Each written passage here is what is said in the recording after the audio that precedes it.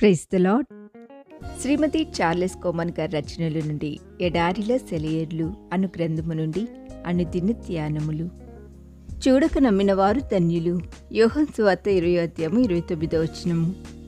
కళ్ళకు కనిపించేవి మనల్ని ఎంత బలంగా ఆకర్షిస్తూ ఉంటాయి.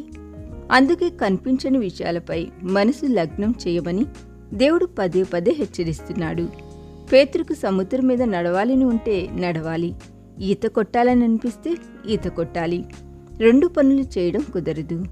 పక్షి ఎగరదలుచుకుంటే చెట్లు కంచెలు అడ్డు లేకుండా చూసుకోవాలి. దాని రెక్కల మీద దానికి నమ్మకం ఉండాలి. అలా కాకుండా ఎందుకైనా మంచిదన్నట్టు నేలకి దగ్గరగా ఎగిరితే అది ఎగరడమే కాదు.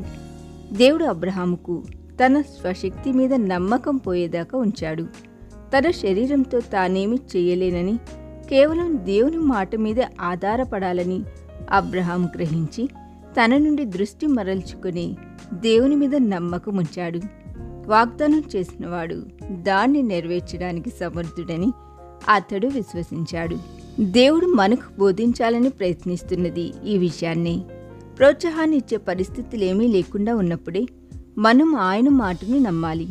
ఆ పైన తన వాగ్దానాన్ని ప్రత్యక్షంగా నెరవేర్చి ఆయన మన విశ్వాసాన్ని గౌరవిస్తాడు. తన మాట నిజమని ఆయన నిరూపించాలని, నమ్మబోయే ముందు కంటికి కనిపించాలని అనలేదు నేను. ఆయన అన్నమాట చాలు. సత్వాక్శీలుడైన ఆయన మాటపైనే నిలిచి ఉన్నాను. ఈ దిన ధ్యానము మనందరి ఆత్మీయ జీవితమునకు ఆశీర్వాదకరముగా ఉండునుగాక. ఆమేన్.